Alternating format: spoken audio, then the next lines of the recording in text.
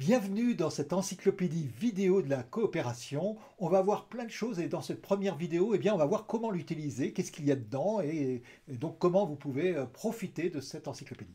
En fait, une encyclopédie, c'est quelque chose où il y a plein d'articles sur plein de domaines différents et donc aujourd'hui de la coopération. Et là, c'est plus particulièrement des vidéos, des petites vidéos qui vont vous présenter une méthode d'animation, qui vont vous présenter un aspect de la coopération, de l'intelligence collective ou même de la bêtise collective.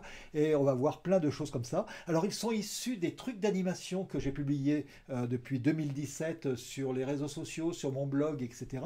Et donc, il y en a plus de 320 au moment où je vous parle aujourd'hui. Il y en aura peut-être encore plus, peut-être demain. Et finalement, chaque article était une petite vidéo de 5 à 10 minutes, sauf rares exceptions. Des fois, c'est un tout petit peu plus court, un petit peu plus long, mais en général, c'est toujours de 5 à 10 minutes. Donc, en 5-10 minutes, vous avez une nouvelle méthode d'animation ou alors, une chose pour débloquer votre groupe, pour qu'il soit actif, pour avoir plus d'implication ou alors pour qu'il soit plus durable et que vous puissiez fêter les 10 ans de votre groupe avec tous les gens qui sont dedans. Alors, qu'est-ce qu'on va rencontrer dedans? On va rencontrer, là je vais vous donner à peu près les grandes têtes de chapitres. Et la première chose, c'est les bases de la coopération et de l'intelligence collective, évidemment. Donc on verra effectivement plein de petits aspects qui permettent de bien comprendre ce que c'est que la coopération et pourquoi c'est intéressant de coopérer. Est-ce que c'est juste bien parce que c'est bien, ou alors parce que justement ça présente un certain nombre d'intérêts. On parlera aussi des différents collectifs, avec des collectifs qu'on voudrait à la fois actifs, mais aussi robustes et durables, donc ils vont pouvoir résister des fois aux fluctuations de la vie, de l'environnement, et que, comme je le disais tout à l'heure, vous puissiez fêter les 10 ans de votre collectif, et j'espère même beaucoup plus. Et pour ça, on va s'attarder sur trois grands types de collectifs. Les projets, ou alors des fois les petits ateliers, alors c'est des projets quand c'est un peu plus structuré, c'est des ateliers lorsque c'est plus ponctuel, par exemple, mais bon, on va trouver des tas de méthodes pour développer ça. Les communautés, donc là plus grandes, plutôt à partir d'une centaine de personnes, ou bon, certaines communautés un peu plus intermédiaires, on verra ça, peuvent avoir quelques dizaines de personnes, et finalement avec des communautés en étoile, mais surtout on parlera des communautés en réseau, parce que c'est celles qui vont favoriser justement les échanges, la montée en compétences collectives, et on parlera plus particulièrement des communautés d'ateliers pour arriver à travailler sur ces deux niveaux en même temps. Et puis, on verra aussi comment aller plus loin, comment passer à l'échelle avec des liens entre les communautés pour pouvoir vraiment faire des choses très intéressantes, avec des collectifs de collectifs, si vous voulez, pour pouvoir faire tout ça. Le point suivant, le grand point suivant, ça sera qu'est-ce qu'on peut faire avec un collectif. Alors on peut produire des ressources en bien commun qui sont utiles pour le collectif, mais qui peuvent être utiles pour tout le monde. Wikipédia produit une encyclopédie pour tout le monde, par exemple. Et donc comment on va les partager, etc. On verra aussi qu'on peut faire des débats, on peut apprendre ensemble. Bref, on peut faire un certain nombre de choses et on va détailler tout ça. Ensuite, on verra aussi comment animer vos ateliers. Donc là, on sera vraiment dans la partie méthode. Alors, ça sera vrai aussi bien pour les ateliers en présentiel et à distance. Certaines parties présenteront surtout les aspects à distance, d'autres surtout les parties en présentiel, et d'autres seront communes, évidemment, dans les méthodes d'animation. Et puis, on verra aussi comment améliorer vos ateliers, améliorer votre animation. Et on terminera avec toute une série de bonus, si j'ose dire, pour aller plus loin. Alors on verra par exemple les pièges de la coopération, comment faire pour tuer votre groupe en quelques leçons par exemple. Donc quels sont les pièges à éviter, comment gérer son temps, parce que finalement animer un groupe, c'est animer des gens qui n'ont pas le temps avec des gens, vous qui n'ont pas le temps non plus, qui n'avez pas le temps. Donc finalement la gestion du temps va être un élément majeur. On verra aussi les modèles économiques. Un modèle économique c'est quoi? C'est juste les moyens, comment faire en sorte qu'un projet, une communauté puisse perdurer sur le temps. Et donc, la définition d'un modèle économique, c'est comment faire en sorte qu'on puisse continuer sans s'arrêter, sans s'essouffler, sans crever de faim, sans perdre des moyens, etc. On parlera aussi des biais dans les groupes, donc il y a les biais cognitifs pour les personnes, mais il y a aussi des biais collectifs, avec plusieurs biais qu'on verra bien en détail parce qu'ils sont importants pour dépasser effectivement les difficultés du groupe. Et puis vous aurez même un cours de bêtises. Alors vous verrez que la bêtise d'ailleurs c'est pas si stupide que ça, c'est pas l'idiotie, c'est pas la connerie, non, vous allez voir que c'est quelque chose qui peut être assez utile à condition de bien le manier, il y a pas mal de petites subtilités dans la bêtise, contrairement à ce qu'on pourrait penser.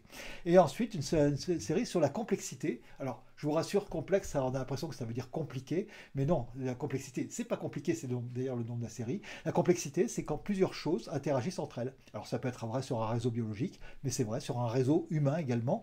Et donc en fait, ces sciences de la complexité vont nous apprendre énormément de choses pour bien comprendre comment fonctionne un groupe et comment l'améliorer pour qu'il fonctionne encore mieux.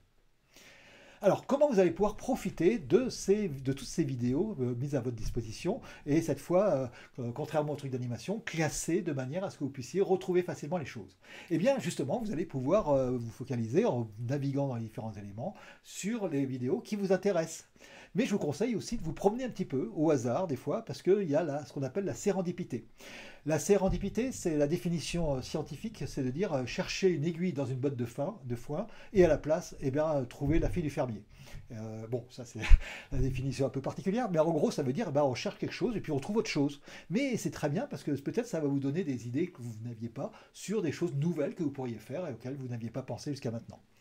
Et puis la troisième chose que vous allez pouvoir faire, et c'est particulièrement important, c'est de partager ces vidéos dans votre groupe, bien sûr, et même autour de vous, avec d'autres groupes, si vous avez des autres groupes, des autres communautés amies, de manière à pouvoir justement leur en faire bénéficier.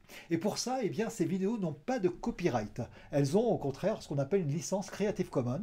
Et cette licence-là, que vous voyez apparaître à la fin de toutes les vidéos, eh bien, disent que vous pouvez les copier, vous pouvez les diffuser, tout ou partie, sans aucun problème, à une seule condition, à deux conditions plus exactement, c'est de citer la source, donc de donner la référence de l'encyclopédie, et puis d'utiliser une licence équivalente, donc soit une licence Creative Commons, mais vous n'allez pas mettre un copyright sur quelque chose qui est déjà ouvert à tout le monde, tout simplement. Et donc à ces deux conditions-là, eh bien, vous n'avez pas besoin de demander l'autorisation pour prendre des vidéos, pour les mettre. J'ai vu déjà des collectifs un peu partout, y compris des collectifs politiques ou des collectifs écologiques ou autres, qui avaient déjà récupéré plusieurs de ces articles-là et de ces vidéos-là pour les mettre sur leur site, et ben c'est très bien, vous avez tout à fait le droit de le faire. Alors pour ça, eh bien, si vous voulez savoir comment ça marche, eh bien, dans Quoi faire avec un collectif, vous allez avoir la partie créer et partager des ressources en bien commun. Et dans cette partie créer et partager, eh bien, vous allez avoir une vidéo sur les licences Creative Commons pour expliquer, pour bien comprendre comment ça marche et comment vous-même d'ailleurs vous pouvez également, comme moi, partager vos contenus en bien commun. Alors, eh bien, à vous de jouer, allez-y, promenez-vous, hein. Je vous proposerai d'ailleurs aussi des petites balades de temps en temps, donc des petites choses où donc on va voir de façon structurée, vous allez avoir des petites vidéos chapitres pour les grands points du sommaire que l'on a vus, mais en même temps, eh bien, vous allez avoir de temps en temps, eh bien, je vous proposerai des balades, mais aussi vous-même, lancez-vous, promenez-vous dans toutes ces centaines de vidéos, de manière à pouvoir trouver des choses comme ça qui peuvent vous intéresser, et partagez-les évidemment avec les autres. Et n'hésitez pas aussi à mettre en commentaire comment vous avez trouvé des petites pépites. Partagez-les avec les autres aussi, y compris dans les commentaires. Ça va aider toutes ces vidéos à être beaucoup plus visibles sur les réseaux sociaux, hein, donc que ce soit YouTube, Facebook, LinkedIn, etc.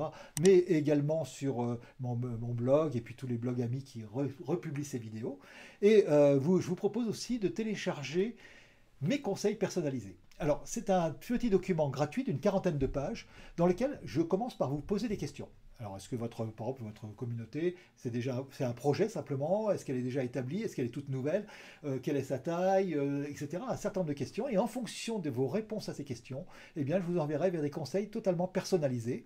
Et simplement, un peu comme dans un livre dont on est le héros, eh bien, vous allez pouvoir avoir un ensemble de conseils, d'arriver à un ensemble de conseils qui vont vous permettre de développer votre groupe facilement pour qu'il soit actif et durable.